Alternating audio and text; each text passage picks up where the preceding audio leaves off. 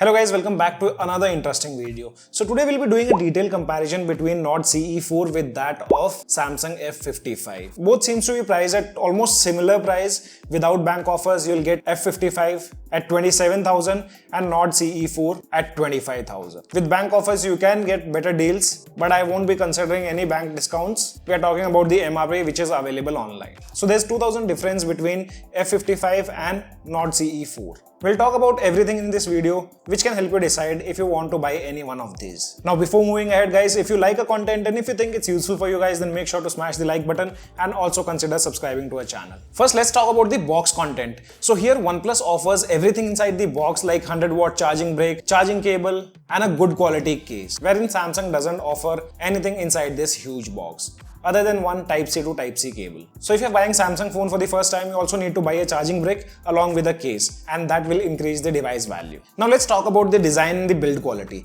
See, design wise, Nord CE4 has the same design language, but now Samsung for the first time bought this vegan leather finish on Samsung F55, and which looks quite nice. Also remember, Samsung F55 doesn't come with pre-applied screen protector, and it doesn't even have the IR blaster, what you guys will see on Nord CE4. So make sure you apply a better screen protector on your device before starting to use if you're planning to buy F55. Both have plastic side frame and offers a hybrid SIM slot which lets you use single SIM and a micro SIM card. Another thing which you need to know, both the phones do wobble when kept on the flat surface due to the vertical camera modules present on the right side of phones. In terms of weight, both the devices are well balanced. OnePlus Nord CE is 6 grams heavier than F55, but in hand feel you'll find it better on F55. Both the phones have 6.7-inch Full HD Plus AMOLED panel supporting 120Hz refresh rate, and they also supports variable refresh rate. Depending on your usage, refresh rate can switch between 60, 90 and 120Hz. F55 can run most of the application in 120Hz, but on OnePlus Nord CE4 you have an app-specific refresh rate which lets you use apps in different refresh rate as per your requirement. So if you want to save some battery, like for example few applications you don't use much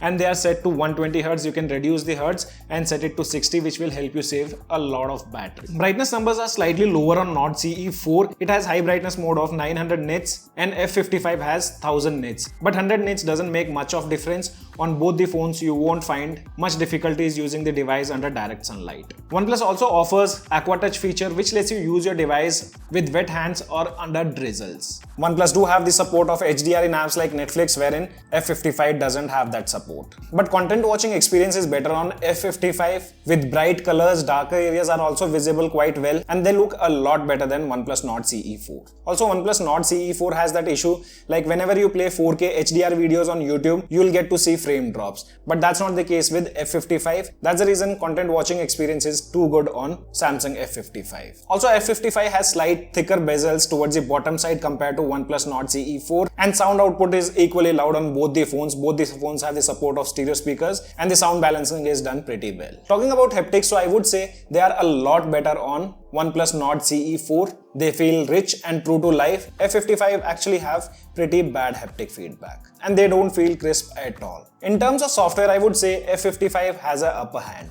This device will get 4 years of OS upgrades with 5 years of security patch update. And it also has the support of Knox security. Wherein talking about Nord CE4, this device will get 2 years of OS upgrade and 3 years of security patch updates. F55 has One UI 6 out of the box, but don't expect that god level animation and the fluidity what we see on flagship devices running One UI 6. And the same story is with Nord CE4. On both the devices, brands have cut down the animation. F55 do comes with pre-installed bloatwares, but those can be uninstalled once you complete the setup. And while setting up the device, I made sure I don't allow any unwanted apps, but still few applications got installed on F55, and that wasn't the case on Nord CE4.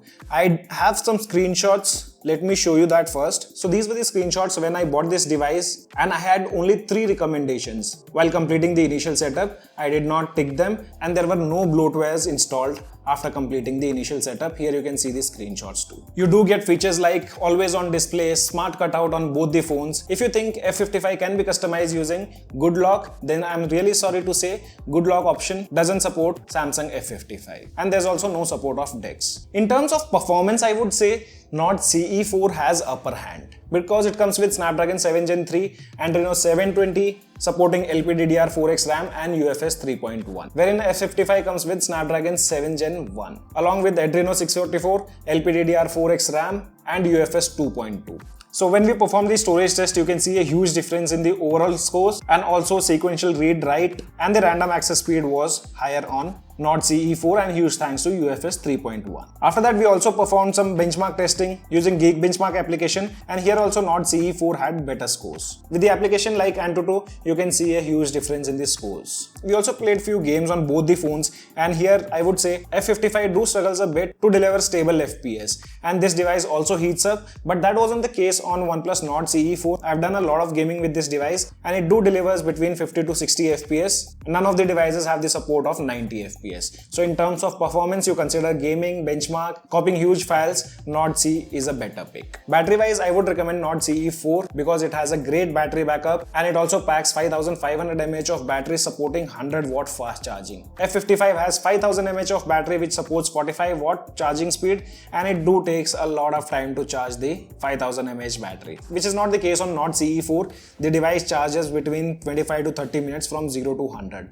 And in terms of battery backup also, on F55 I've seen I'm getting around 5.5 hours of SOT, but on Nord CE4 I always get above 7 hours of SOT. So if you are looking for a good battery backup device, better performing device, then go with Nord CE4. Talking about cameras on both these phones, so Nord CE4 comes with dual setup, F55 has triple setup. You can see the specifications on the screen. We'll directly talk about the picture quality. When it comes to primary lens, I did notice Nord CE4 performing better indoors, producing natural colors, F55 trying to brighten up the photos, due to which it lacked details. Same thing goes with the human skin. Also, Nord CE4 has better dynamic range control. It also produces good details compared to F55, but in some cases, like we went outdoor and clicked some photos, both of them had different color profile, but I would say CE4 was close to natural, but it wasn't accurate. In terms of portrait, CE4 was doing pretty good, maintaining every details and accurate colors with well-maintained dynamic range, which you can see in these photos. Skin tones were also close to natural, unlike F55, which added that whitish color tone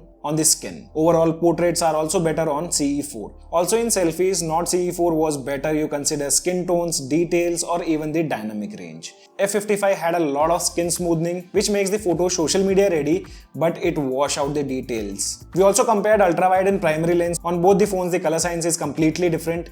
F55 adds that greyish color tone, and Nord CE4 adds that bluish color tone. In terms of details, CE4 was doing quite well both in ultrawide and normal lens. We also noticed a lot of color shifting on both the phones when clicking photos in ultrawide and normal lens. Talking about video quality, so front camera of F55 can record 4K at 30 FPS, but Nord CE4 can only record 1080p at 30 FPS. You can see the video quality yourself.